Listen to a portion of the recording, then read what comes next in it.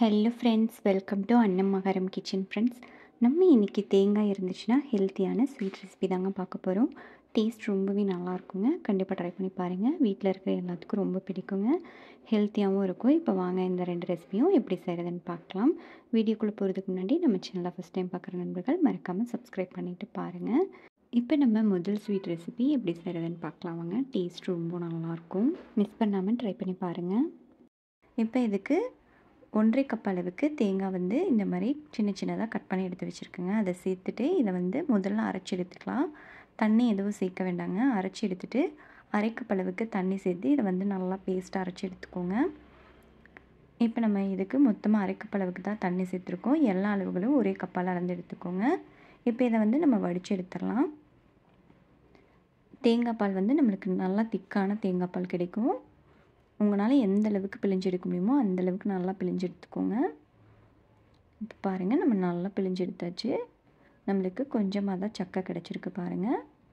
நம்மளுக்கு ஃபுல்லாக தேங்காய் பால் நல்லாவே கிடச்சிருச்சு. இப்போ இதை எடுத்துடலாம். பாருங்கள், நல்லா திக்கான தேங்காய் பால் கிடச்சிருக்கு.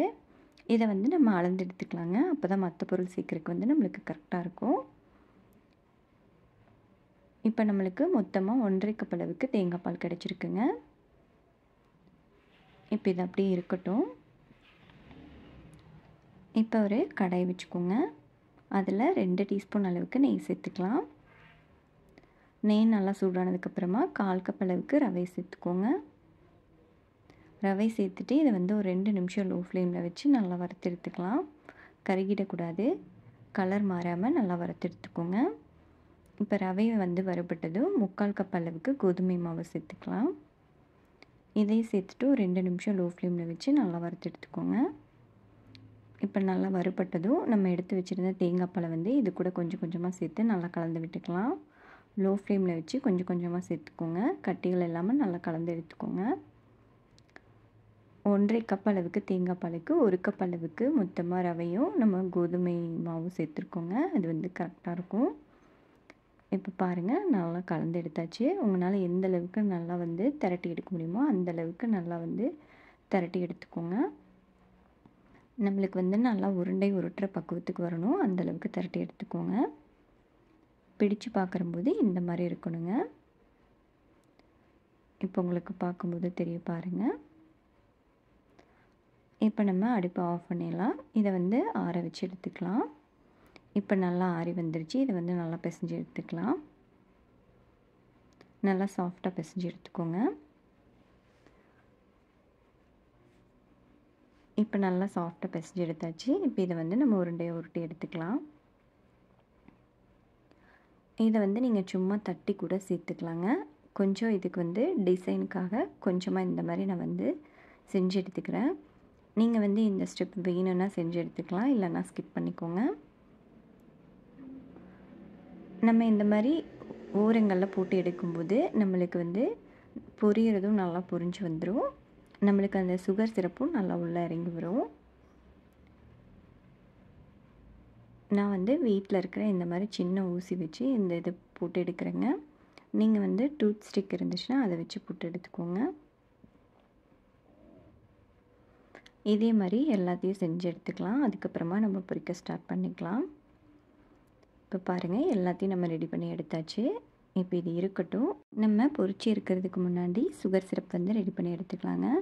இப்போ ஒரு கடாய் வச்சுக்கோங்க. 1.5 கப் அளவுக்கு சர்க்கரை சேர்த்துக்கலாம். 1.5 கப் அளவுக்கு தண்ணி சேர்த்துக்கோங்க. இப்போ இதை நல்லா கரைச்சி எடுத்துக்கலாம். இப்போ சர்க்கரை நல்லா கரைஞ்சி வந்துருச்சு. இப்போ இது கூட வாசனைக்காக 1/2 டீஸ்பூன் அளவுக்கு ஏலக்காய் தூள் சேர்த்து நல்லா கலந்து விட்டுட்டே இருங்க. நம்மளுக்கு நல்லா பிசுபிசுப்பு தன்மை வரும். அந்தளவுக்கு நல்லா கலந்து எடுத்துக்கோங்க. நல்லா பிசுபிசுப்பு தன்மை வந்ததும் நம்ம ஆஃப் பண்ணி இதை எடுத்து வச்சிடலாம். இப்போ எண்ணெய் காஞ்சிருச்சுங்க. நம்ம போட்டு பொரிச்சு எடுத்துக்கலாம். எண்ணெய் அதிகமாக காயக்கூடாதுங்க. கொஞ்சம் காஞ்சால் போதும். அதிகமாக காஞ்சதுன்னா நம்மளுக்கு கருகிடும், உள்ளே வேகாது. இப்போ இதை லோ ஃப்ளேமில் வச்சு நல்லா பொரிச்சு எடுத்துக்கோங்க. 2 சைடும் நல்லா கலர் மாறினதும் இதை எடுத்துடலாம். இதே மாதிரி நம்ம எல்லாத்தையும் பொரிச்சு எடுத்துடலாம். இப்போ இதை நம்ம சுகர் சிரப்பில் போட்டுடலாங்க. அடுத்தது நம்ம பொரிச்சு எடுத்துக்கலாம். இதை நீங்கள் சேர்க்கும் போது நம்மளுக்கு கொஞ்சம் சூடாக இருக்கிற மாதிரி சேர்த்துக்கோங்க. இப்போ இதை வந்து திருப்பி விட்டுறலாம். அடுத்த பேட்சை சேர்த்துட்டு நம்ம திருப்பி விட்டுட்டு இதை வந்து க்ளோஸ் பண்ணிக்கலாங்க. நான் வந்து ஈவினிங் டைம் செஞ்சங்காட்டி இதை வந்து நைட் ஃபுல்லாக அப்படியே விட்டுட்டேன். நல்லா வந்து ஜூஸியாக இருந்துச்சு. நம்ம எவ்வளோ நேரம் விடுறோமோ அந்தளவுக்கு நல்லா ஜூஸியாக இருக்கும். இப்போ இதை வந்து நம்ம மூடி போட்டு க்ளோஸ் பண்ணிக்கலாங்க. நீங்கள் அப்படி சப்போஸ் பகல் டைமில் செய்கிற மாதிரி இருந்ததுன்னா ஒரு 2 to 3 ஹவர்ஸ் விட்டு எடுத்துக்கோங்க. அதிக நேரம் விட்டிங்கன்னா நல்லா ஜூஸியாக இருக்கும். உங்களுக்கே இப்போ பார்க்கும்போது தெரியும் எந்த அளவுக்கு நல்லா ஜூஸியாக இருக்குதுன்னு பாருங்கள். கண்டிப்பாக ட்ரை பண்ணி பாருங்கள். செஞ்சு பார்த்துட்டு எப்படி இருந்துச்சுன்னு உங்கள் கமெண்ட்ஸை மறக்காமல் கமெண்ட் செக்ஷனில் சொல்லுங்கள். வீட்டில் இருக்கிற எல்லாருமே கண்டிப்பாக விரும்பி சாப்பிடுவாங்க. இப்போ நம்ம தேங்காய் வச்சு அடுத்த ஸ்வீட் ரெசிபி எப்படி செய்கிறதுன்னு பார்க்கலாங்க. இதுவும் டேஸ்ட் ரொம்ப நல்லாயிருக்குங்க. ஹெல்த்தியாகவும் இருக்கும். ட்ரை கோகோனட் வச்சு ஒரு ஹெல்த்தியான சாஃப்டான லட்டு. இது வந்து நம்ம இம்யூனிட்டி சிஸ்டத்தை நல்லா பூஸ்ட் பண்ணி கொடுக்கும். கண்டிப்பாக அதை ட்ரை பண்ணி பாருங்கள். குழந்தைங்கள்லேருந்து பெரியவங்க வரைக்கும் எல்லாருமே சாப்பிட்லாம். இப்போ வாங்க நம்ம இதை எப்படி செய்கிறதுன்னு பார்க்கலாம். இப்போ இதுக்கு வந்து கொஞ்சமாக உலர்ந்த தேங்காய் எடுத்துக்கோங்க.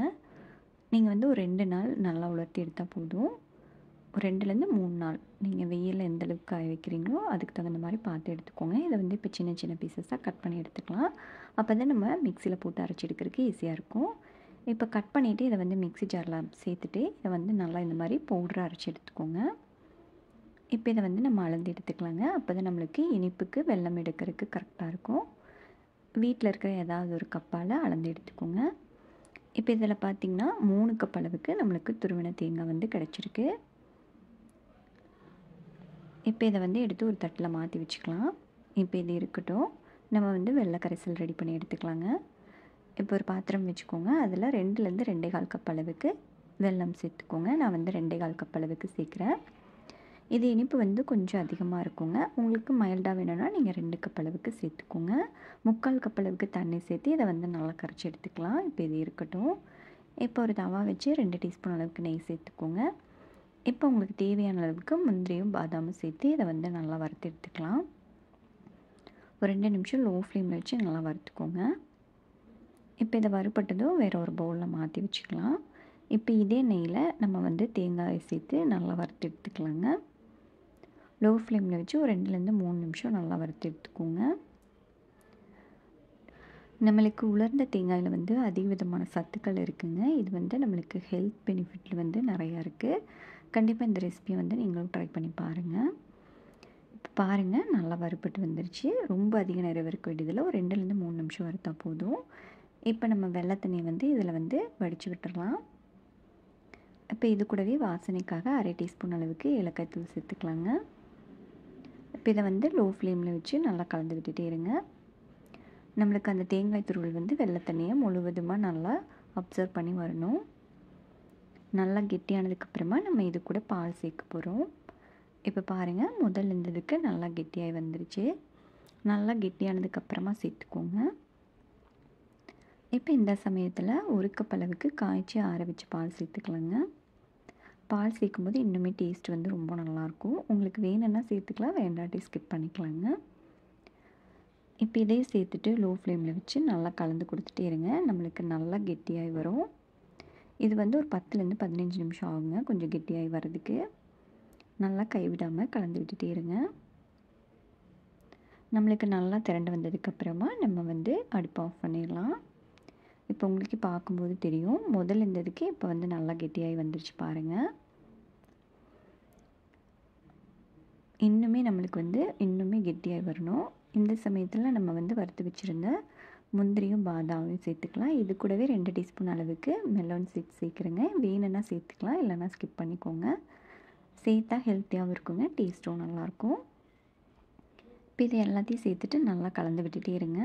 கொஞ்சம் கெட்டியாக வந்ததும் இந்த மாதிரி கையில் எடுத்து உருண்டை பிடிச்சு பாருங்கள். லட்டு மாதிரி நம்மளுக்கு கரெக்டாக பிடிக்க வந்துச்சுன்னா இதோட பக்குவம் வந்து கரெக்டாக இருக்குது. இப்போ நம்மளுக்கு கரெக்டாக வந்துருச்சு. இப்போ நம்ம அடுப்பை ஆஃப் பண்ணிவிட்டு கொஞ்சம் ஆற வச்சுக்கலாங்க. கை பொறுக்கிற சூடு வந்ததும் நம்ம எடுத்து லட்டு பிடிச்சிக்கலாம். கண்டிப்பாக இந்த ரெசிபியை செஞ்சு பாருங்கள். வீட்டில் இருக்கிற குழந்தைங்களுக்கு ரொம்ப பிடிக்கும். செஞ்சு பார்த்துட்டு எப்படி இருந்துச்சுன்னு உங்கள் கமெண்ட்ஸை மறக்காமல் கமெண்ட் செக்ஷனில் சொல்லுங்கள். இந்த வீடியோ பிடிச்சிருந்தா நம்ம சேனல் லைக் பண்ணி சப்ஸ்கிரைப் பண்ணிக்கோங்க. உங்கள் ஃப்ரெண்ட்ஸ் அண்ட் ஃபேமிலி மெம்பர்ஸ் கூடயும் ஷேர் பண்ணுங்கள். வீடியோ பார்த்த அனைவருக்கும் நன்றி.